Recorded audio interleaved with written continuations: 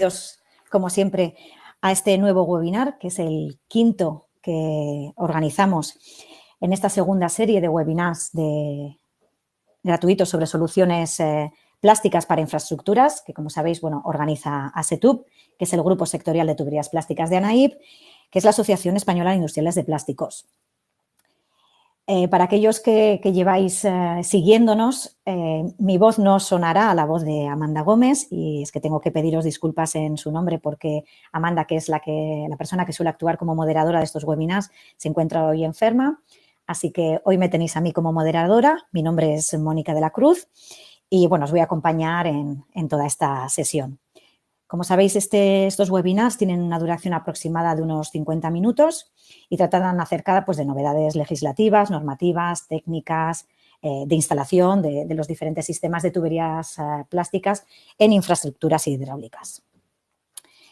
Al igual que en los anteriores webinars, os damos las gracias a todos los inscritos y deciros que en esta ocasión hemos superado las 100 personas inscritas. Así que, Alberto, no quiero ponerte presión. Antes de presentar hoy al ponente, Alberto Poveda, como siempre, quiero daros también unas indicaciones sobre la propia herramienta de comunicación. Deciros que en la parte inferior derecha tenéis un chat moderado a través del cual podéis hacernos llegar todas las preguntas que luego, al finalizar, yo trasladaré al ponente.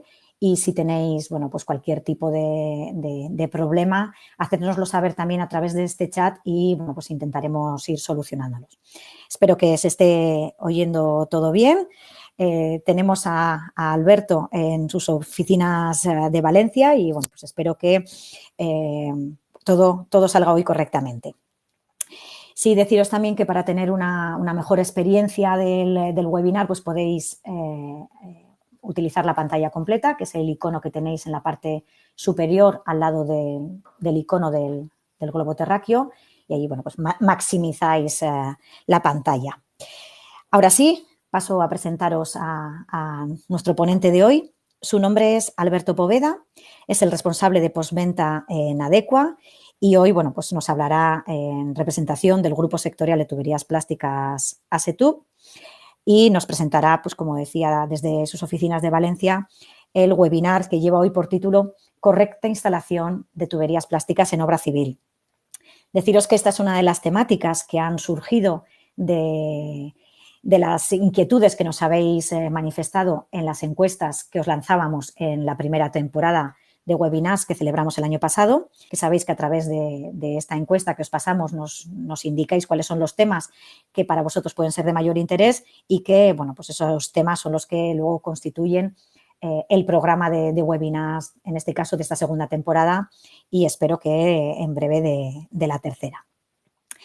Así que, sin más, le voy a dar paso a Alberto, le voy a pedir que conecte su micrófono y que empiece cuando quiera, Alberto. Pues muchas gracias, Mónica, por la presentación y nada, gracias a todos los asistentes por estar ahí. Vamos a empezar ya, sin más dilación, con esta presentación que, como bien has adelantado, voy a tratar al menos de dar una serie de indicaciones, no propias, sino normativas, de cómo realizar unas correctas instalaciones en vuestras obras. A ver. Vale. Siempre me gusta, antes de iniciar la presentación, dar una pequeña definición o descripción de en qué consiste una instalación. Sería el conjunto de acciones que habría que realizar para colocar una tubería en su posición definitiva para garantizar el cumplimiento de la función hidráulica y mecánica para la que ha sido diseñada. Evidentemente, estas dos funciones que tienen las tuberías son las principales. La función hidráulica debe calcularse, evidentemente, en proyecto, dimensionar esos diámetros de las tuberías, esos timbrajes. Y finalmente, mecánicamente, todo cuando enterramos nuestras tuberías, deben de funcionar en los distintos escenarios que hayamos previsto. Y a eso es un poco, vamos a ver la función mecánica de la tubería a lo largo de esta presentación. Dentro del sector de las tuberías, tenemos distintos materiales y los podríamos clasificar principalmente en tres grupos. Las tuberías rígidas, que son aquellas cuya capacidad de carga está limitada por la rotura y llegan esas roturas sin apenas deformación. En ese grupo entrarían pues, las tuberías de hormigón, las tuberías de fibrocemento, etc. Por otro lado, tenemos las tuberías flexibles, que comprenderían todo tipo de tuberías de PVC, polietileno, polipropileno y poliéster, cuya capacidad de carga vendría limitada por su deformación admisible. O sea, las tuberías flexibles, plásticas, pues soportan cargas verticales, pero se deforman hasta alcanzar un equilibrio con el terreno que les rodea. Y luego, finalmente, pues tenemos el último grupo, que es el de las tuberías semirrígidas, que es su principal característica, es que tienen características tanto de las rígidas como de las flexibles. Por ejemplo, el ejemplo ahí más común es el tema de la fundición, donde la fundición no deja de ser un tubo flexible, pero con algún elemento como el mortero de recubrimiento que puede ser rígido y tener limitadas esas deformaciones. ¿Qué ventajas nos aportan las tuberías plásticas en nuestra obra, en nuestro ámbito de aplicación? Pues bueno, pues que son dentro de las tuberías las más flexibles de todas, y eso pues va a favorecer pues una mejor adaptación de estas al terreno y a las zanjas que tengamos. Son tuberías ligeras, de menores pesos y menores densidades, por lo tanto van a facilitar el montaje de las mismas. Son tuberías que tienen una mínima pérdida de carga gracias a la lisura que ofrecen los plásticos en su superficie interior. También van a tener una menor repercusión del golpe de ariete gracias a esa flexibilidad de deformarse y amortiguar esa onda de sobrepresión. Son inocuas, o sea, no van a tener ninguna mezcla de componentes en contacto con el agua. Son tuberías normalmente más económicas y de más fácil instalación, lo que redunda un poco en la economía de nuestras obras e instalaciones. Y luego también durante el periodo de explotación de la red, tanto operaciones de mantenimiento, de reparación, van a ser también mucho más sencillas y económicas. Bien, ¿qué pasa? ¿Cómo funcionan los tubos flexibles cuando están enterrados en su posición definitiva en la zanja? Pues bien, como veis ahí en el esquema de la derecha, pues el tubo recibe las cargas verticales, ¿vale?, en su parte superior, y la propia estructura del tubo las distribuye a la zona del apoyo, que la zona del apoyo, como veis, para hacer una correcta instalación, pues debería abarcar una zona, un ángulo de entre 90 y 120 grados. Un tubo flexible, igualmente, como hemos anticipado antes, pues es fundamental tener un relleno lateral compacto y una densidad suficiente como para ayudarle al tubo a soportar dichas cargas verticales. Por tanto, del relleno lateral y del grado de compactación que éste tenga va a depender en gran medida la deformación que un tubo flexible alcance en su posición definitiva durante su vida útil, ¿vale? ¿Qué es lo que aporta el tubo para este sistema mecánico? Pues el tubo lo que aporta es la rigidez propia. La rigidez propia de un tubo o rigidez nominal se definiría como la carga necesaria que necesitamos aplicar a un tubo para obtener una deformación del 3%. Aquí, dentro de la rigidez nominal, tenemos toda la gama comercial de rigideces, desde rigideces bajas como 2, 2.500, 4.000, 5.000, 8.000, 10.000, etc. Todas ellas tienen en común, en un mismo ensayo, que se deforman al 3%, pero la carga en cada caso sería mayor si la rigidez aumenta, ¿vale? Las tuberías, como hemos dicho, se deforman y el parámetro fundamental para medir esa deformación pues es la deflexión y se mide en porcentaje. Y se definiría como la reducción del diámetro vertical con respecto al inicial. Este parámetro es fundamental porque nos va a marcar la deflexión máxima a largo plazo que nos definen las normas. Por ejemplo, la norma UNE 53.331. Aquí hay un error, es norma UNE, no norma EN. Disculpo el error. Bueno, esta norma a 50 años nos permite una deformación máxima de un 5%. ¿Vale? O sea, nuestro objetivo a largo plazo como proyectistas o como proyectistas instaladores debería ser conseguir que nuestras tuberías no se deformaran más de esa cantidad a lo largo de su vida útil. Pero necesitamos también un indicador inicial, porque cuando estamos ejecutando la instalación y cuando hemos colocado todas las cargas sobre el tubo, necesitamos tener una referencia para saber si nuestra instalación va por buen camino o nos hemos pasado, ¿no? Y esa referencia inicial sería del 3%.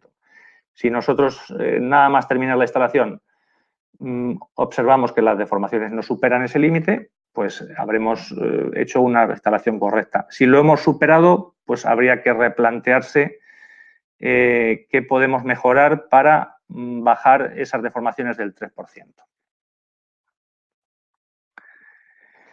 Bueno, la normativa un poco que se encarga de este ámbito, de la instalación de tuberías, pues es la siguiente. Principalmente tenemos las guías técnicas del CEDES, tanto para agua a presión como para saneamiento y drenaje urbano.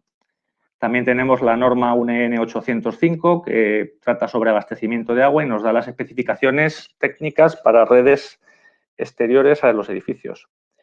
Tenemos también la norma UNE 1610, ¿vale? Que nos da la práctica en la instalación y pruebas acometidas de redes de saneamiento. Aquí en esta norma nos definen el método de ensayo, tanto por si queremos utilizar agua como si queremos utilizar aire.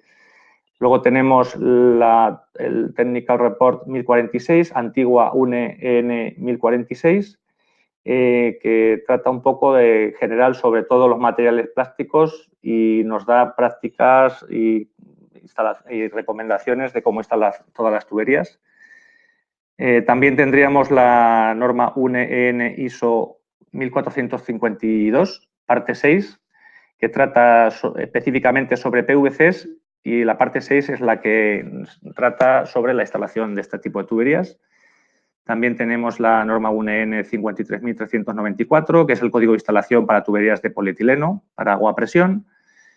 Tenemos también la norma UNE 53.331, que nos presenta un método de cálculo para comprobación de tuberías de PVC y polietileno. Y luego, en cuanto a legislación, todavía tenemos los pliegos de prescripciones técnicas de saneamiento y de abastecimiento del MOPU de los años 74 y 86. O sea, con todo esto completamos las principales normas que van a trabajar en este campo. Finalmente, con todo ello, lo que se quiere conseguir pues, sería una sección tipo de estas características, donde coloquemos una cama con un material granular, una zona de apoyo con un material compactado y con unas dimensiones mínimas, un relleno lateral con un material determinado y unas compactaciones necesarias, una zona que es recomendable no compactar y luego pues, un relleno superior que dependerá muy mucho de lo que tengamos arriba. Si tenemos un vial, si tenemos una instalación que va por el medio del campo, pues ese relleno que va a colocarse en la parte superior de la zanja básicamente afectará en menos proporción a lo que es la instalación de la tubería. Antes de empezar con las recomendaciones de instalación propiamente dichas, me gustaría hacer mención al cálculo mecánico que necesariamente debe de realizarse siempre en la fase de proyecto, en la fase de diseño de las tuberías. Perdón.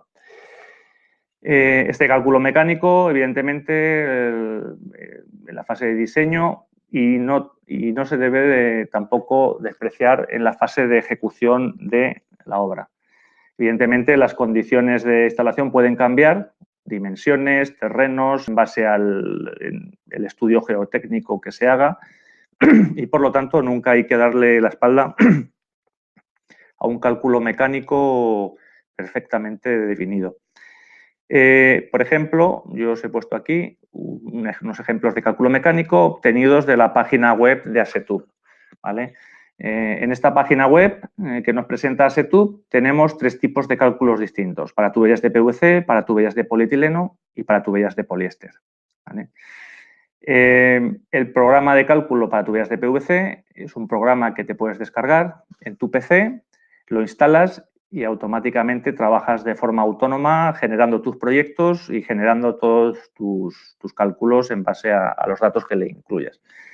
Y también tiene un programa de cálculo para tuberías de polietileno que, más que un programa descargable, es una aplicación online que se tiene que seguir utilizando durante la conexión a la página web, ¿no? Entonces, aquí vamos a ver un ejemplo de cálculo mecánico, por ejemplo, el programa descargable para tuberías de PVC, donde tenemos un formato de presentación tipo Windows con pestañas, con menús. Y bueno, un poco entrando en la primera presentación que tiene, pues tenemos que definir nuestra tubería para qué aplicación la queremos, ¿no? Si es agua a presión, si es un saneamiento a presión, saneamiento sin presión. Y tenemos que definir si queremos hacer cálculo mecánico o también nos permite calcular la pérdida de carga, el tema hidráulicamente. Bien, a partir de ahí el programa nos va a ir solicitando datos, pues tanto de instalación, de tuberías, de rellenos, de apoyos. Un poco vamos a ir configurando toda esa sección tipo para que el programa se encargue de calcularla.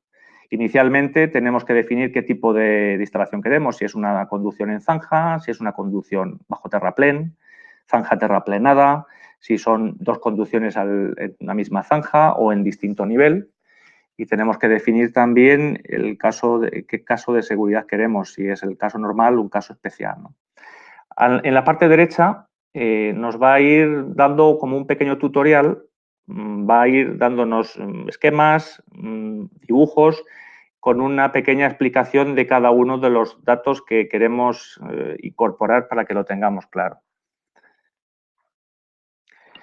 El siguiente paso ya es pues, incorporar dimensiones de zanja, anchura, altura, ángulo de talud de la propia zanja, presiones, presión interior del agua que hemos calculado previamente hidráulicamente, presión exterior si hay nivel freático y tenemos que introducir también el tipo de tubería que necesitamos o que hemos predefinido. Para ello, pues nos presentará toda la gama en una tabla, toda la gama de tuberías normalizadas de PVC para que elijamos la que corresponda. Posteriormente, pues tenemos que definir qué tipo de apoyo vamos a aplicar, si vamos a hacer una cama de granular o bien vamos a apoyar el tubo directamente sobre el fondo de la zanja y con qué ángulo de apoyo lo vamos a hacer, desde 90 a 120 grados. A continuación, pues ya tenemos que meter los datos del relleno, ¿no? Qué tipo de compactación vamos a ejecutar, si vamos a hacer compactación por capas, si no vamos a hacer, si la vamos a hacer a posteriori, el tipo de relleno que vamos a utilizar, el peso específico del relleno. Finalmente, el programa, a la hora de calcular los módulos de compresión, ¿vale? Va a considerar 4 tipos de rellenos principalmente. El grupo 1, que es el no cohesivo, serían las gravas uniformes, arenas uniformes. El G2, que es poco cohesivo, pues serían gravas o arenas con un poquito de otros materiales, pero en poca proporción. Luego tendríamos los G3, que ya serían medianamente cohesivos. Y finalmente los G4, que serían los materiales más cohesivos que nos podemos encontrar. Aquí me gustaría hacer una mención a los tipos de rellenos y tipos de terrenos que nos podemos encontrar en una sección tipo. Como vemos ahí en la parte derecha del pantallazo, vemos que en la parte superior de la zanja, el relleno superior lo denomina el programa E1, el relleno de la envolvente de la tubería se denomina E2, el terreno natural de las paredes de la zanja sería E3 y finalmente el terreno del fondo de la excavación, el terreno natural sería E4, porque ese parámetro hay que tenerlo claro a la hora de determinar y introducir bien los datos. Finalmente, el programa nos deja meter también cargas externas, por ejemplo, cargas de tráfico o bien cargas repartidas, pues de alguna, me deja meter un área con una presión, ¿vale? Finalmente, una vez metidos todos los datos, el programa hace sus cálculos y te ofrece los resultados y te da una indicación, como vemos ahí en el cuadrito en rojo, pues que la instalación es válida o no es válida. Es válida o no es válida en función a 3 parámetros. La deformación relativa que alcanza la tubería tanto a corto como a largo plazo, que como hemos visto anteriormente no debería ser superior al 5%. Si la deformación es inferior, pues te va a dar como instalación válida. Y los otros 2 parámetros en los que va a recaer también el programa es el esfuerzo tangencia de la rotura, que debe de tener un coeficiente de seguridad de al menos 2,5, y el coeficiente de seguridad al aplastamiento en las distintas hipótesis, con presión, sin presión, con nivel freático, sin nivel freático. Y en estas 2 condiciones, el coeficiente de seguridad debe ser superior a 2,5. Si se cumplen las 3 condiciones, pues la instalación será válida. En caso negativo, que alguna de las 3 condiciones pues no llegue al mínimo, pues el programa te dirá que no es correcta la instalación y tendrías que ir a recalcular y a repensar todos los parámetros de entrada. Y podríamos ahí actuar de 3 formas. Actuando sobre el material de relleno, de la envolvente, o sea, se podría mejorar para mejorar mecánicamente ese relleno. Se podría mejorar la compactación de ese material de relleno. Y finalmente, si no es posible con el material de relleno, pues habría que coger un tubo de características, de mayores características mecánicas para poder superar el cálculo, evidentemente.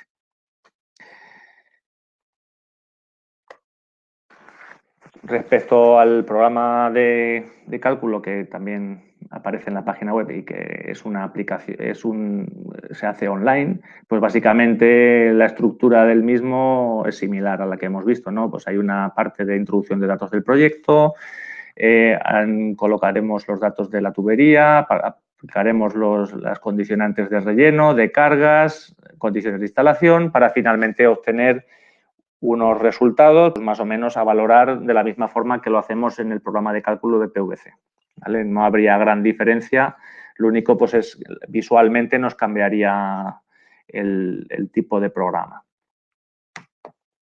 Pues finalmente, una vez tenido todo calculado perfectamente, nos disponemos a proceder con la instalación.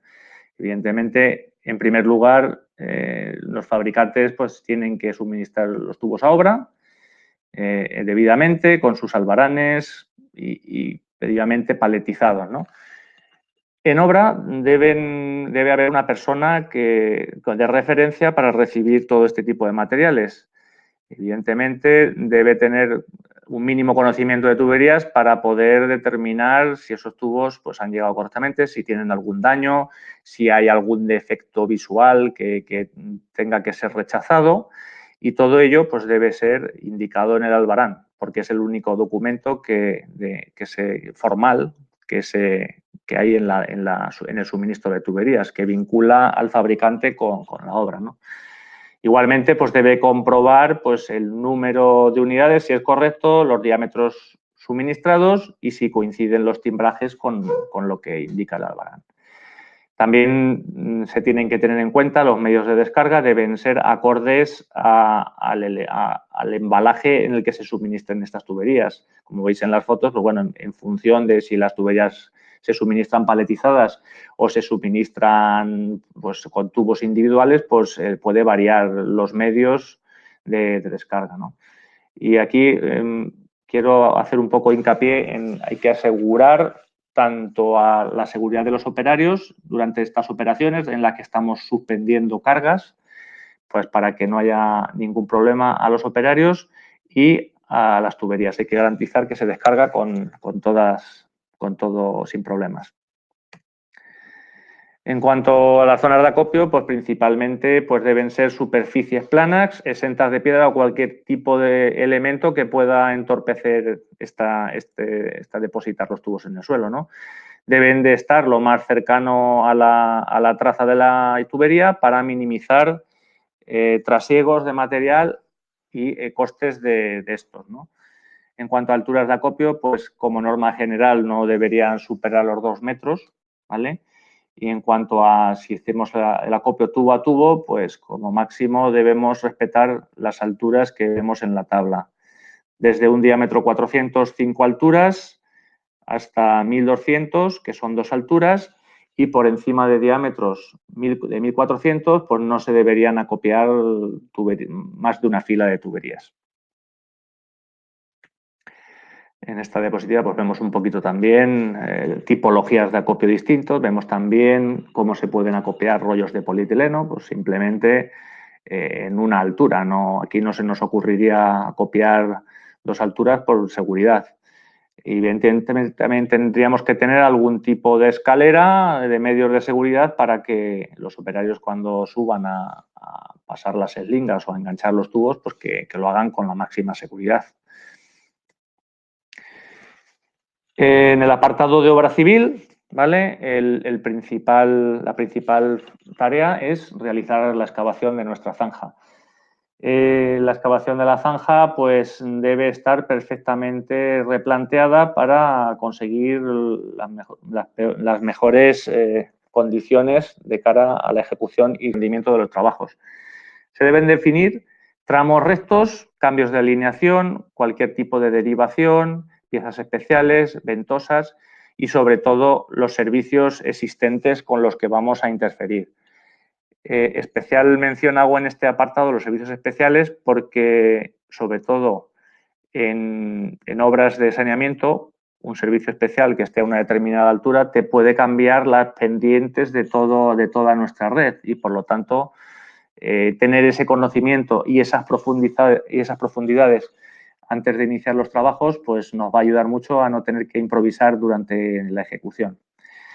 En cuanto a medios para hacer esta zanja, pues medios mecánicos, un poco de tamaño que se asemeje al tamaño de la zanja, ¿no? Retroexcavadoras hay de infinidad de tamaños, desde las más pequeñitas hasta monstruos, que nos sacan rendimientos muy altos. Y hay otra opción que también se puede utilizar, que son las zanjadoras, que te suelen hacer una zanja bastante perfecta en cuanto a dimensiones, en cuanto a nivelación y la ventaja que tiene sobre todo es que te suelen sacar un material de relleno bastante bueno porque te lo va triturando todo, ¿vale? En cuanto a precauciones en la fase de excavación de zanjas, pues evidentemente no tenerlas más tiempo del necesario abiertas por peligro de derrumbamiento, desmoronamiento, que pueda afectar al personal. Y sobre todo también en las lluvias, que puede desmoronar paredes y generar zona de blandones en el fondo de la zanja. Y luego, pues, cuando las paredes no sean estables y haya derrumbamiento, pues hay que emplear pues, medios de intibación o de cable estacado para conseguir que tener una zanja física. El fondo de la excavación, evidentemente, pues tiene que ser estable, igual que cuando construimos un edificio o una casa, pues antes de colocar las zapatas, pues tenemos que tener un piso firme. Pues en el caso de las tuberías, de igual manera, ese fondo de la excavación tiene que ser estable. Tiene que estar exento de gruesos. Cualquier grueso debe ser eliminado para que no pueda generar un apoyo puntual. Tiene que tener ya la nivelación necesaria exigida en el perfil longitudinal para posteriormente acoplar una cama de apoyo que será de bajo espesor, ¿no? ¿Qué pasa cuando un fondo de excavación no es estable? Pues que estaríamos un poco entrando en el mundo de las condiciones especiales.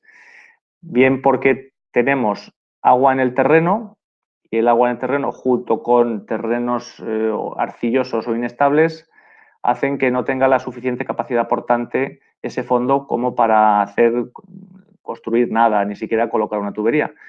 En esas condiciones, pues tendríamos que recurrir, igual que en un edificio, pues a la utilización de medidas especiales como la utilización de geotextiles, gravas, capas de pedraplén o incluso en situaciones ya extremas, pues la colocación de pilotes o soleras continuas de hormigón bajo las tuberías, ¿no? Estas zanjas pues tienen que tener una anchura mínima para garantizar la correcta instalación de la tubería, ¿vale? No olvidemos que debe caber un tubo y una persona para poder trabajar, y también se debe poder hacer un relleno con suficientes garantías y poder meter el equipo de compactación entre la tubería y la pared de la zanja. Por lo tanto, la norma EN 1046 pues propone unos anchos mínimos que están, como vemos en la tabla, pues dependen del diámetro de la tubería y del tipo de zanja, si es una zanja entibada o si es una zanja sin entibar, y en función del talud que tenga dicha zanja.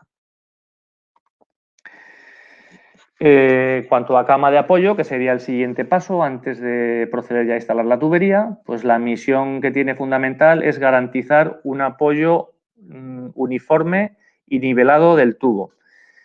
Esta zanja, o sea, esta cama tiene que tener una dimensión mínima de 10 centímetros y como norma general se suele utilizar esta fórmula, que es espesor mínimo 10 centímetros más el diámetro partido por 10, de tal forma que si tuviéramos un tubo de diámetro 500, pues el espesor mínimo a colocar sería 15 centímetros.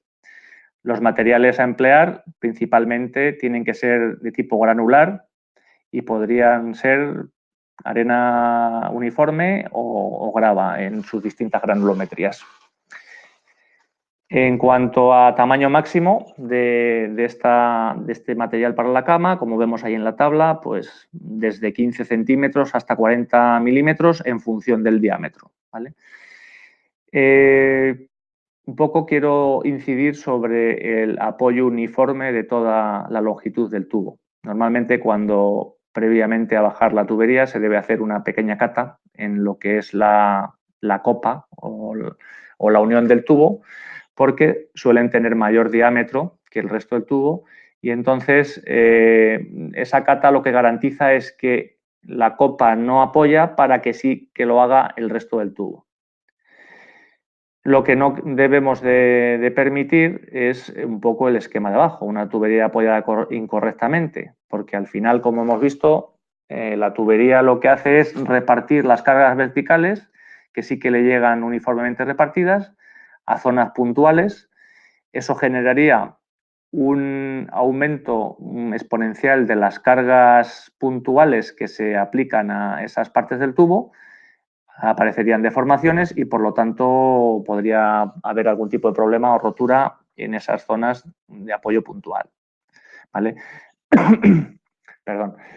Sí que es cierto que este tipo de instalación, la cama, es muy importante porque podría llegar a ser el principal problema de rotura en tuberías si no se hace bien, ¿vale? Porque principalmente es el punto donde el tubo reparte las cargas y si no se hace bien, pues van a aparecer altísimas tensiones. En cuanto a la instalación de tuberías, pues un poco vamos a hacer un procedimiento, describir el procedimiento de la junta elástica, porque sería el más amplio, el más común a todos los tipos de tuberías, ¿no? Principalmente, como hemos dicho, se debe realizar una cata a la altura de la copa para que el tubo no apoye directamente sobre esas copas, ¿vale? Como vemos en el esquema, hay que hacer una excavación previa al montaje. A continuación, una vez asegurado esto, debemos bajar el tubo a la zanja, bien por medios mecánicos o por medios manuales. Como hemos visto, los tubos plásticos pues presentan ventajas porque son bastante ligeros y bastante gama de diámetros, 250, 315, pues podríamos montarlos manualmente o bajarlos a la zanja. El instalador debe verificar tanto el extremo macho como la junta para que no tenga ningún problema y esté perfectamente en perfecto estado. Debe limpiar la junta y el cabo a instalar en el caso de que por consecuencias del apoyo pues se haya quedado algo de suciedad, tierra o arena en la cavidad. A continuación, debe lubricar, siempre utilizando lubricante que proporciona el fabricante, nunca grasas u otros productos alternativos que podrían perjudicar al elastómero de la junta. Una vez lubricado, se debe de emboquillar el macho sobre la hembra, alinear los tubos, es muy importante para que no haya desplazamientos de esta junta, y a continuación proceder a empujar de forma controlada. En cuanto a procedimientos de empuje, pues tenemos desde el método manual, que es el que se puede aplicar en los tubos de diámetro pequeño, gracias a su ligereza. Y luego, pues, utilizando medios mecánicos, recomendamos que se utilice la eslinga cogiendo al centro del tubo. También se puede utilizar el tractel, ¿vale? Es un método bastante bueno para montar todo tipo de diámetros. Y luego, puntualmente, se puede utilizar desde la parte frontal del tubo el cazo con una madera. Este sistema ya hemos dicho que puntualmente, porque si no se controla muy bien el esfuerzo de la máquina, podría llegar a dañar algún tubo. De todas formas, en ciertos puntos de la obra donde no se pueda acceder lateralmente, pues solamente a lo mejor se pueda utilizar este sistema. Evidentemente los tubos normalmente se suelen colocar rectos, pero en el caso de que tengamos que hacer un cambio de alineación, pues que sepamos que normalmente todas las uniones permiten un cierto giro, ¿no? Este giro es el que debe proporcionar el fabricante en sus especificaciones técnicas de producto. En caso de no conocerlo, pues hay que preguntar y consultar al fabricante.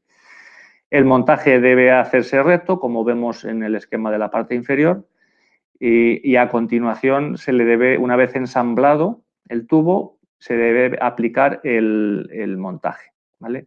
Normalmente, como norma general, si estamos trabajando con tubos de 6 metros, se considera que cada grado de giro equivale a 10 centímetros en el extremo. O sea, si nosotros alineáramos perfectamente los tubos, para darle un grado de giro le tendríamos que desplazar el extremo opuesto 10 centímetros aproximadamente, ¿vale? Si cambia la longitud del tubo, pues se aplicaría esta regla de forma proporcional a la longitud del tubo. En caso de tener una conducción con altas presiones, pues ya recomendable pues poner algún tipo de fijación o anclaje en la parte lateral para evitar que esas altísimas presiones nos puedan seguir desplazando los tubos cuando esté en funcionamiento la propia conducción. Otra forma de tomar curvas con las zanjas pues es gracias a la flexibilidad que presentan los materiales plásticos. En el caso de tuberías de PVC, a presión, pues la norma UN ISO 1452 nos permite curvar tuberías de PVC y PVC orientado hasta un cierto límite. Ese límite pues, nos lo indica la propia norma pues, con ese esquema y esa tabla de valores. Solo es cierto que nos permite curvar tubos hasta diámetro 160. A partir de 160 ya no es posible, no te lo permite la norma. En cuanto al relleno, igualmente que hemos comentado antes, pues se debería ser más cuidadoso e incidir en la compactación del relleno lateral para impedir que esa curvatura pues, nos pudiera desplazar los tubos como consecuencia de la presión interna de las tuberías. En el caso del polietileno, pues también tiene una muy buena flexibilidad y normalmente, gracias a su junta, que suele ser con soldadura a tope o bien con accesorio soldado también, pues se suele hacer un tubo continuo y un tubo continuo que luego se puede ir depositando en el fondo de la zanja. La norma UNE 53.394 pues nos permite pues, los grados de curvatura que se observan ahí, que van en función del diámetro de la tubería del tipo de polietileno, P40, P80, P100 y luego de la presión nominal del tubo. Y bueno, finalmente, en cuanto a instalación, pues quería terminar este apartado pues dando una serie de precauciones generales a tener en cuenta. Para tuberías de PVC, cuando por necesidad de instalación se tengan que ejecutar a temperaturas en torno a 0 grados o inferiores, se deben extremar las precauciones en cuanto a manipulación y relleno de tuberías. El PVC es un material flexible, pero cuando estamos rondando los 0 grados o a temperaturas inferiores, pierde flexibilidad y, por tanto, la manipulación y el relleno podrían originar algún tipo de problemas si no se hacen de forma normal. Otro aspecto es no utilizar grasas minerales o cualquier grasa alternativa para lubricar la junta. Podría generar un deterioro del elastómero a medio y largo plazo y, por lo tanto, perder la estanquidad del sistema. Igualmente, no se debe de sobrepasar las indicaciones de ángulos de giros que indica el fabricante, porque ello conllevaría automáticamente perder la garantía del fabricante sobre ese producto en caso de fugas. No se deben instalar tubos con graves decoloraciones. Es normal que los materiales se suministren a obra y pues se tarde unos días, unas semanas o incluso algún mes en instalarlos. En ciertas ocasiones, pues puede haber problemas ajenos a la obra y que estas obras se paralicen durante meses o incluso durante años y que los materiales se queden a la intemperie. En ese caso, en el caso de encontrarnos materiales con graves decoloraciones, antes de hacer nada con ellos se debe consultar al fabricante para ver si se puede utilizar o no. En el caso de instalaciones con tuberías de junta encolada o soldada, se debe tener en cuenta el coeficiente de dilatación lineal de este tipo de tuberías. Para el caso de PVC, estaríamos hablando de 0,08 milímetros por metro y grado centígrado, y para el caso del polietileno de 0,22. Imaginaos una instalación de varios centenares de metros con una diferencia de temperatura entre el día y la noche de 15 o 20 grados.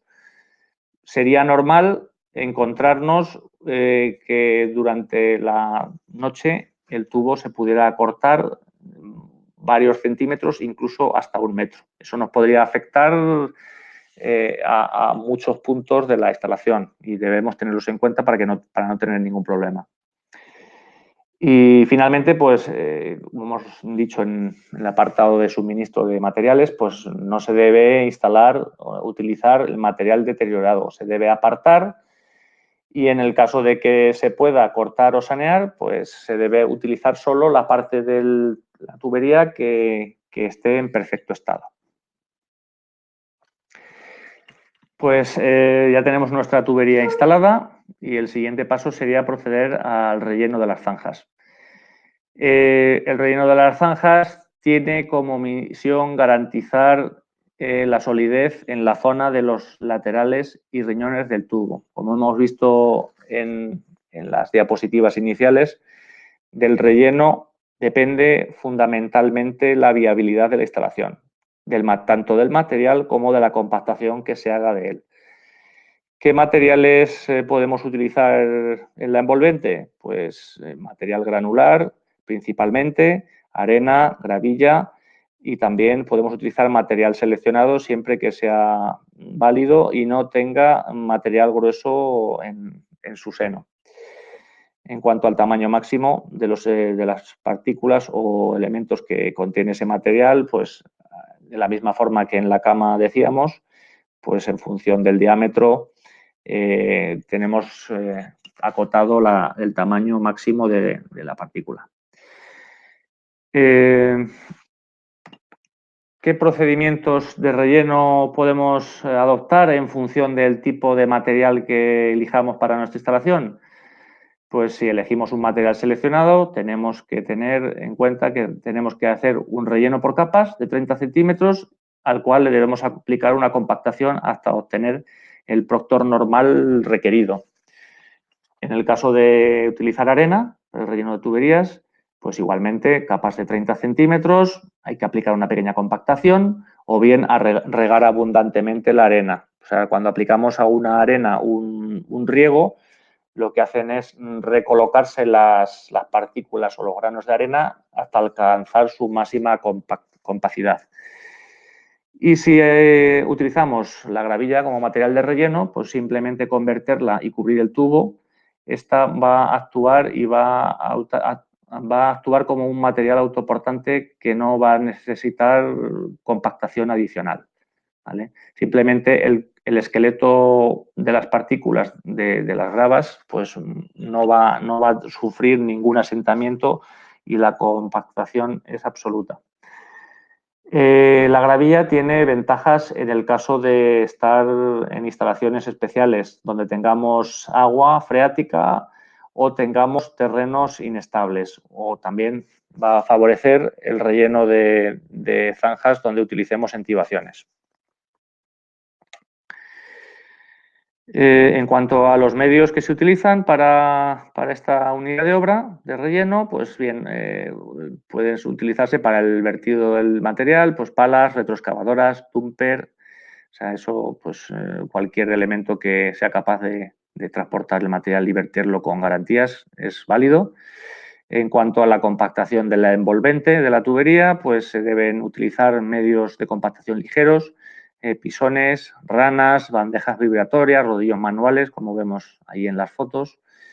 En cuanto a la compactación superior, cuando ya superamos lo que es la envolvente de la tubería, la norma UNE N1046 nos propone una tabla en la que se nos relaciona el peso o la potencia del equipo compactador y la altura por encima de la generatriz superior del tubo. De tal forma que a bajas profundidades, o sea, cuando tenemos poca profundidad, debemos utilizar medios pequeños o de baja potencia, y hasta que no superamos un metro, metro y medio por encima de la generatriz del tubo, no podemos utilizar medios de más potencia, ¿vale? Yo recomiendo, en el caso de tener que hacer este tipo de compactaciones, recurrir a esta tabla.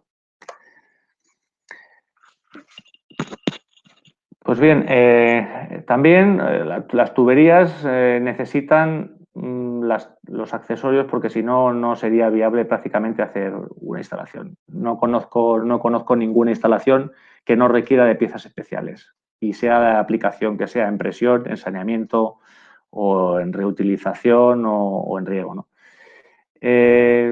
Afortunadamente, los sistemas plásticos tienen infinidad de piezas de todo tipo, desde válvulas, codos de distinta graduación, accesorios electrosoldables, en PVC, en todos los materiales y en todos los tipos de unión posible: junta elástica, junta encolada, electrosoldable, etcétera. Igualmente, a los plásticos también se les puede colocar otro tipo de accesorios, ya no plásticos, sino de fundición, acero, que también tienen la misma dimensión para poder ser utilizados, ¿no? En el caso de tuberías a presión, pues cuando coloquemos un accesorio o una pieza, pues va a llevar asociada pues un empuje. El empuje es la resultante de las fuerzas que confluyen en una pieza debido a la presión hidráulica. Cuando metemos una tubería a presión y hay un cambio de dirección, automáticamente se genera una presión. Ese empuje se tiene que calcular en función de si es un codo o si es un tapón o es una válvula, y para ello tenemos esas dos fórmulas que se ponen ahí. En el caso de codos, se debe considerar la presión de la tubería, la sección de la tubería y el ángulo que forman. Sin embargo, para el resto de piezas, pues hay que considerar la presión y la superficie de la tubería. Importante conocer la magnitud de esa fuerza y también su dirección. Evidentemente, hay que anclar en el lugar oportuno. Por ejemplo, los codos tienen que anclarse en la parte exterior de la curva.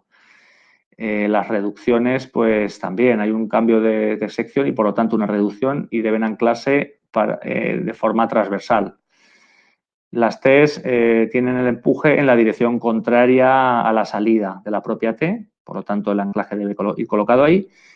Y en las válvulas, pues hay que tener previsto que el empuje puede ir en una dirección, en la otra, o si está abierta, en ninguna de las direcciones. Y por lo tanto, hay que tener en cuenta todos estos factores. Hay las distintas normas pues, y recomendaciones, pues bueno, está tabulado el empuje que se puede originar en los distintos elementos más usuales, pues tanto en los codos como en las piezas, en los tapones, ¿no? Aquí os presento una tabla pues, sacada de la norma UNEN ISO 1452 de PVC, en el cual pues, bueno, nos relaciona el diámetro con el tipo de pieza y esos valores pues, hay que multiplicarlos por la presión que lleve la tubería en cada momento. Imaginaros una tubería de 400 milímetros, un codo de 90 grados, sometido a 10 bares, pues podemos encontrarnos presiones de hasta 20 toneladas, o sea que son magnitudes muy importantes y por lo tanto hay que tomarse en serio la ejecución, la correcta ejecución y estabilidad de los anclajes que tengamos. Bueno, aquí voy a hablar de un apartado un poco qué pasa cuando utilizamos materiales plásticos en interacción con otros materiales como es el hormigón, ¿vale? Vamos a ver un poco cómo debe de ser el hormigonado de piezas especiales, qué características debe de cumplir, qué precauciones tenemos que tener en cuenta cuando ejecutamos grandes bloques de hormigón o estructuras, qué pasa cuando atravesamos con los plásticos. Podemos utilizar o no podemos utilizar camas de hormigón, ahora lo veremos. Cómo ejecutar losas de protección frente a cargas de tráfico y luego cómo debe de ejecutarse el hormigonado de tuberías plásticas a sección completa. Bueno, el tema de los anclajes, un poco continuando con lo que veníamos diciendo antes, aparecen la fuerza, que es la que debemos compensar con un bloque de hormigón y el terreno, ¿vale? Para calcularlo debemos aplicar siempre esta fórmula. Esta fórmula lo que te indica es que tenemos que dimensionar un bloque de hormigón en función de la resistencia que tenga el terreno, ¿vale? Como vemos, la fórmula consta de dos apartados. En el primero de ellos, pues estamos calculando el empotramiento que va a tener ese dado de hormigón con respecto al terreno, ¿vale? La dimensión A más B por la altura, por la resistencia al terreno, ¿vale? Esa es la resistencia de empotramiento.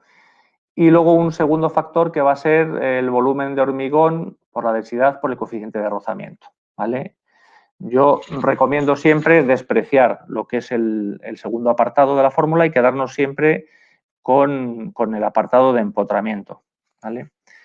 Y en cuanto a recomendaciones prácticas a la hora de ejecutar estos anclajes, pues preferentemente no hormigonar las uniones flexibles para que el sistema siga manteniendo su libertad de movimiento en esa unión, no hormigonar la tornillería para que esa pieza pueda ser en un momento dado desmontable o reapretada en el caso de que se produjera una fuga, una pequeña fuga.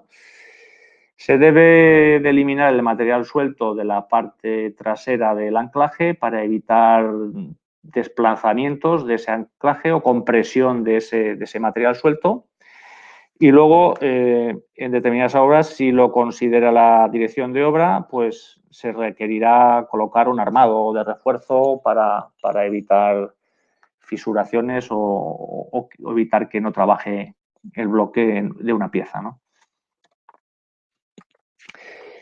¿Qué pasa cuando con una tubería tenemos que atravesar una estructura o una gran arqueta? Pues bueno, la norma UNE 1046 propone una serie de detalles constructivos que podemos aplicar en el diseño de nuestras instalaciones y que van a favorecer ese tránsito de la parte de la tubería que va con relleno natural o relleno granular a la parte de la estructura.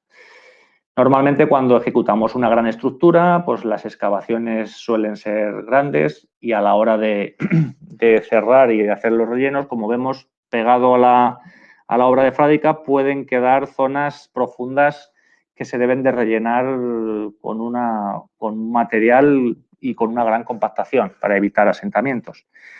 Entonces, el esquema nos propone dos tipologías. En el caso de que dejemos una unión justo al borde de la obra de fábrica, ¿vale? Pues debemos de colocar un tubo biela de una longitud de 1 a 2 metros en función del diámetro, ¿vale? De tal forma que si hubiera o existiera cualquier tipo de asentamiento diferencial en la obra de fábrica con respecto a la tubería, pues que tenga un mecanismo para poder amortiguar esos pequeños asentamientos. Y en la parte de la derecha pues nos propone otro caso en el cual la tubería atraviesa la obra de fábrica y como máximo podemos poner una unión a 40 centímetros de esta. Y luego a continuación ponemos el mismo tramo biela de 1 a 2 metros. Aquí la diferencia es que dice que en el extremo del tubo, cuando va a salir de la obra de fábrica, pongamos algún tipo de elastómero o algún elemento flexible que nos un poco amortigue los esfuerzos cortantes que pueden llegar a la tubería. En el caso de camas de hormigón, cuando, por ejemplo, tenemos colectores a muy baja pendiente y hay que garantizar una buena nivelación, pues aquí tenemos dos ejemplos que no hay que ejecutar nunca y uno que sí que es viable. Normalmente las tuberías plásticas no deberían ir en contacto parcialmente con camas o lechos de hormigón, ¿vale? Fundamentalmente porque si apoyamos el tubo sobre la cama se generarían una reacción puntual sobre la parte del tubo que tiene mayor diámetro, que son las uniones. Y luego, aparte, cuando rellenáramos la zanja y pusiéramos el tubo con todas sus cargas, pues el tubo pandearía y flectaría en la parte central, originándonos zonas de encharcamiento y acumulación de agua y residuos, ¿vale? En el caso que vemos más abajo,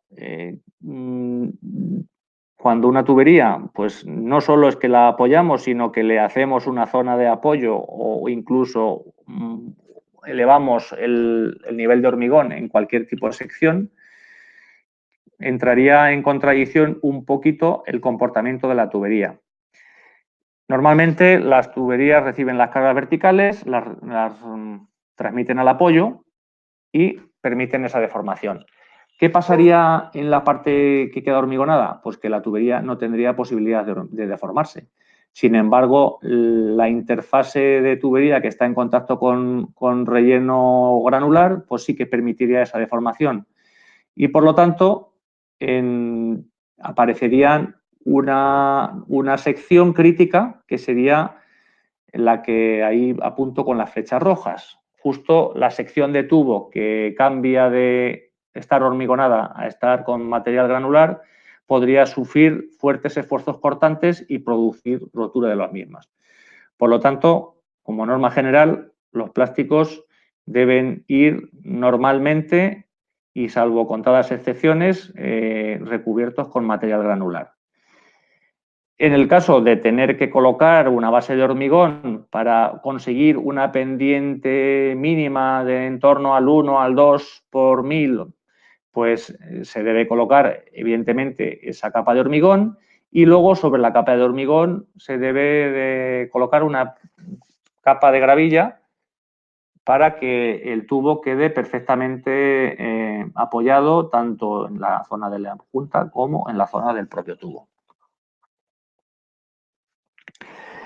En el caso de tener bajas alturas de recubrimiento y estar en el caso de tener cargas de tráfico, Pues tanto el pliego de prescripciones técnicas del Ministerio de Obras Públicas, tanto en la fase de, a ver que se mueve esto, en la parte de abastecimiento como de saneamiento, como la guía técnica de CEDEX, indican que si tenemos un recubrimiento por encima del tubo inferior a 1 metro y tenemos cargas de tráfico, tenemos que tener alguna consideración especial para aguantar esas cargas de tráfico, ¿vale? En el caso de tener alturas de recubrimiento superiores a 1 metro, se puede incorporar ese tráfico al programa de cálculo mecánico y automáticamente nos dará el resultado que se calcule, ¿no? Pero bueno, cuando estamos en el caso de que estamos por debajo de 1 metro de recubrimiento, pues hay una solución que puede ser colocar una losa de hormigón para reparto de cargas, de tal forma que esa losa de hormigón quede bien apoyada en lo que son las paredes de la zanja, que tenga un espesor mínimo de 20 centímetros y que la envolvente de la tubería sea de gravilla y que tengamos un pequeño resguardo entre lo que es la tubería y la losa de hormigón para que no haya contacto directo, ¿vale? Pasamos a la siguiente diapositiva. Un poco, ¿qué pasa cuando nos vemos obligados a hormigonar una tubería plástica? ¿Vale? No es una solución habitual y, por lo tanto, estará un poco circunscrita a determinadas soluciones puntuales, como, por ejemplo, pues cuando tenemos que cruzar un río, un barranco o tenemos condiciones de tráfico muy cercanas a la tubería. También en determinadas condiciones especiales o con terrenos inestables, pues a veces se hace necesario pues, hormigonar la tubería para evitar esos asentamientos, ¿no? O cuando la exigencia de la tubería pues requiera un hormigonado. Pues, por ejemplo, tuberías para conducción de cables con baja rigidez, pues que no tienen esa capacidad para soportar cargas por sí mismas, ¿no? En el caso de tener que hormigonarlas, pues hay que tener precaución de ponerle un mínimo de 3 puntos de amarre en función del tipo de material de la tubería o el tipo de rigidez, pues requerirá pues, más amarres o menos amarres firmes para que cuando vertamos el hormigón y lo vibremos, pues que se generan normalmente unas presiones hacia arriba, pues no te desmonte la tubería, ¿no? Hay que tener un especial cuidado en la zona inferior y de los riñones para que entre bien el material y rellene toda esa zona, ¿no? Y luego, pues, es necesario, evidentemente, colocar una serie de juntas de dilatación en la cual el proyectista o la dirección de obra debe determinar la distancia a las que las coloca. Y la única precaución que debe tener es que esa junta de dilatación debe ir colocada justo en la unión entre dos tubos, porque realmente las tuberías, el único punto que permiten para su dilatación y contracción es la unión elástica, evidentemente. Igualmente, el espesor mínimo que habría que darle a mejor criterio de la dirección de obra sería como mínimo 20 centímetros, de tal forma que realmente la tubería plástica estaría entregándole al hormigón la función mecánica que estaríamos un poco reivindicando para las tuberías, quedándose simplemente la tubería pues, con su función hidráulica. O sea que realmente el hormigonado de las tuberías pues, solo debe hacerse pues, en casos muy, muy especiales. Y bueno, hasta aquí llegaría lo que es la presentación de las tuberías. Y antes de acabar, me gustaría hacer mención al carnet de instalación, al carnet de instalador que nos presenta ASETUB y que va a hacer ya 15 años que los está promulgando e impartiendo. Actualmente, pues estos cursos de instaladores se dan en Sevilla, en Barcelona, en Valencia y en Madrid y en Vizcaya, ¿vale? Con entidades y organismos asociados. Se trata de un curso de 36 horas de duración y luego se hace un examen tipo test y práctico, ¿vale? Normalmente se entrega a cada uno de los instaladores un carnet que tiene vigencia 5 años y también se le entrega un registro de instalaciones realizadas, o sea, con el cual cada instalador, cada poseedor de este carnet, pues puede ir apuntando las instalaciones y obras que vaya ejecutando, de tal forma que cuando venza estos 5 años, pues lo pueda enviar a Setup y obtenga su renovación. Y bueno, pues hasta aquí es todo, está todo. Espero que haya sido de utilidad y espero que veros en otra ocasión. Ahora paso el testigo a Mónica porque os quiero decir alguna cosa. Sí, bueno, muchas gracias, Alberto, por esta excelente presentación. La verdad es que cuando propusimos este tema e intentar encajarlo en 50 minutos era complicado y, de hecho, pues bueno, como habréis visto, bueno, nos hemos excedido el tiempo, pero porque creo que además la presentación ha sido muy concreta, muy detallada y del interés de los asistentes, porque aquí seguís todos conectados, con lo cual entiendo que era lo que nos demandabais, ¿no? Este tipo de explicaciones detalladas. Así que, Alberto, 1.000.000 de gracias por todas tus explicaciones. Y tengo que decirte que han llegado bastantes preguntas. Si os parece bien, vamos a dedicarle 10 minutitos a las preguntas y, como siempre, aquellas que no nos dé tiempo a responder, desde Asetup os enviaremos las preguntas respondidas por escrito, ¿vale? O sea que nada se va a quedar sin respuesta. ¿Te parece bien, Alberto, que te traslade algunas preguntas ya? Sí, por supuesto, Mónica, cuando quieras. Venga, pues empezamos en orden cronológico. Empezamos por el inicio de la instalación. Y nos preguntan un par de personas que una vez finalizada la instalación, cuando ya el tubo está instalado, ¿cómo se puede comprobar que no ha sufrido interiormente deformaciones superiores al 3% del corto plazo, que era lo que mencionabas? Pues mira, hay dos formas de comprobarlo. Si estamos hablando de diámetros grandes, por encima de 800 milímetros, 1000, 1200, se puede hacer una pequeña incursión dentro de la tubería con 1 metro y medir esas deformaciones que tiene la tubería, ¿vale? Y por otro lado, si tenemos diámetros inferiores a 800 y estamos ya en el orden de diámetros pequeños, pues la única opción que tendríamos sería introducir una cámara y observar la deformación que presenta la tubería. Y hacer fotos y, por un método gráfico, pues obtener la deformación aproximada que tiene esa tubería, ¿vale? En la actualidad no sé si existen robots de inspección que te pueden medir incluso las deformaciones verticales de la tubería, ¿vale? Eso sería a consultar a las empresas de este tipo de inspecciones. Vale, pues respondida queda. Hay varias preguntas. A ver, dame un segundo porque se me van saltando de la pantalla. Mira, hay un par de preguntas que yo creo que has respondido ahora ya casi al final sobre el hormigón. Nos preguntan sobre la alternativa de utilizar hormigón para compactar la tubería o de utilizar hormigón para la cama de apoyo. Y creo que, bueno, que en las últimas transparencias nos has hablado ya del inconveniente que esto supone y el efecto que tiene. No sé si quieres ampliar algo más o lo dicho está.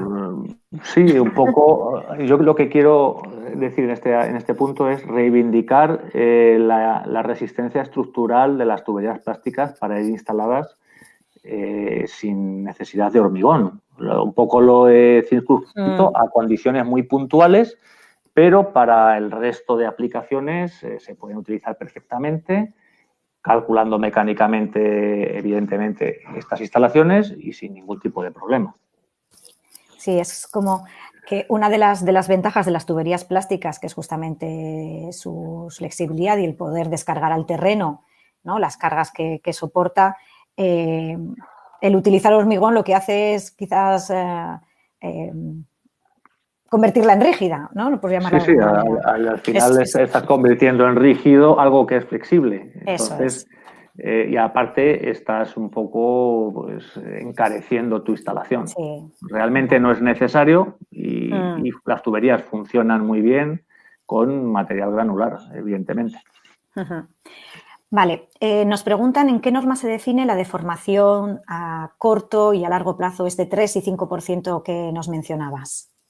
Pues este dato lo pone de manifiesto la norma 53.000, la UNE 53.331, ¿vale? Es la norma que define el método de cálculo para tuberías de PVC y polietileno de pared compacta, ¿vale? Ahí en un apartado indica que la deformación a largo plazo de este tipo de tuberías no debería ser, un poco teniendo en cuenta todos los parámetros y condicionantes de la instalación, que no debería ser superior al 5%. ¿Vale? Es un dato de esta norma, ¿no? En otras normas, pues bueno, aparecen otros valores, incluso de hasta el 6%, pero bueno, un poco en el ámbito de las tuberías plásticas, conseguir el 5% yo creo que es el objetivo máximo a largo plazo. Sí, ese es el límite además en el que está incluido en nuestros programas de cálculo para validar. ¿Vale? En cualquier caso, como sois varios los que habéis hecho preguntas sobre normas, algunos os he ido respondiendo por el chat directamente cuando eran cositas así fáciles normativas. Si os parece, como una de las primeras transparencias que ponía también Alberto, recogía cuáles son las normas más relevantes relacionadas con lo que es la instalación de tuberías plásticas. Si os parece, bueno, pues como os vamos a enviar a todos esta presentación, ahí podréis tener todas las referencias, unas más, como la 53331, que la UNE 53331 que nos comenta Alberto, más enfocadas a tuberías plásticas, pero luego también otras normas más horizontales, como pueden ser la UNE EN 1610 o la 805, que también se han ido mencionando, ¿vale? Entonces, en esta transparencia yo creo que tendréis recogidas las normas relacionadas con la instalación de tuberías plásticas. Y, más preguntitas. Niveles freáticos. Vale. En el caso de tener nivel freático alto, es decir, agua en la zanja, la cama de apoyo para la tubería plástica, ¿cuál nos aconsejas? ¿Sería conveniente una grava gruesa para que no se la lleve el agua y todo recubierto con geotextil?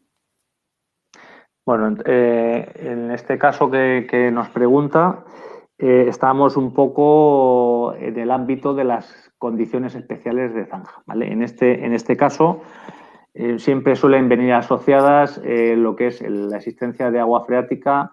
En el caso de que existan también terrenos inestables, tenemos que mejorar en lo que podamos la instalación. Para el caso de cama, pues el material que mejor se comporta en presencia de agua va a ser evidentemente una grava, ¿vale? La grava, ¿por qué? Porque evidentemente no tiene finos, ¿vale? El agua va a permitir un drenaje libre y no va a haber migración de las partículas de grava ante las subidas, bajadas y circulación del agua en la zanja. No nos olvidemos que cuando hacemos una zanja dentro de un sistema que tiene nivel freático, estamos generando un dren y, por lo tanto, la circulación de agua va a ser casi inevitable, ¿no? Entonces, la recomendación para el material de cama siempre será una grava. La granulometría un poco irá en función del diámetro, ¿vale? La arena, por ejemplo, podría sufrir algún tipo de migración. Al tener un tamaño menor la partícula, sí que ese recorrido del agua podría generar vías y arrastrar esa arena, ¿no? En este caso también se recomienda la utilización de geotextiles. Evidentemente, cuando tenemos un nivel freático, tenemos la zanja realizada en materiales arcillosos, puede haber un arrastre de partículas finas al interior de la envolvente de la tubería y de la cama y, por lo tanto, contaminarse. Al final, lo que haría un poco el geotextil es cerrar la envolvente de las tuberías, que debería ser de material granular, y tendría tres funciones principalmente la utilización del geotextil. Primero, separar capas e impedir que se mezcle el material arcilloso del terreno con el material granular uniforme de lo que es el relleno de la envolvente. Facilitar el libre drenaje y la circulación del agua, no impedirlo, ¿vale? Para no generar otro tipo de subpresiones. Y luego, pues también aportaría una cierta resistencia a tracción en el caso de pequeños asentamientos que podría compensar la utilización de un jet steel, ¿vale? Esas serían un poco las recomendaciones para hacer una instalación cuando las condiciones pues, sean desfavorables. Pues te agradezco la respuesta porque creo que has respondido a 2 o 3 preguntas más que estaban relacionadas con la granulometría, con el geotextil, la migración. O sea que, bueno, yo creo que has ido ya respondiendo a la mayoría. Quizás quede alguna pregunta más por responder, porque como os he dicho, todas tendrán respuesta, pero creo que es momento de dejarlo aquí. Simplemente, pues, recordaros que dentro de esta segunda edición de webinars, pues nos queda una última sesión, que será el 31 de octubre, en la que, bueno, pues hablaremos de las pruebas de presión en tuberías plásticas y en este caso pues será Marcos Rincón nuestro ponente. Siempre como, pues empezaremos a las 10:30 y podéis inscribiros, pues como lo habéis hecho hasta ahora, os llegará la información y si no, en nuestra página web, en la página web de asetur.es, tenéis siempre en los destacados el link directo a la inscripción de los diferentes webinars. Y ya, pues no, pues sin más, en primer lugar, Alberto, agradecerte las excelentes explicaciones y el detalle con el que nos has presentado esta ponencia.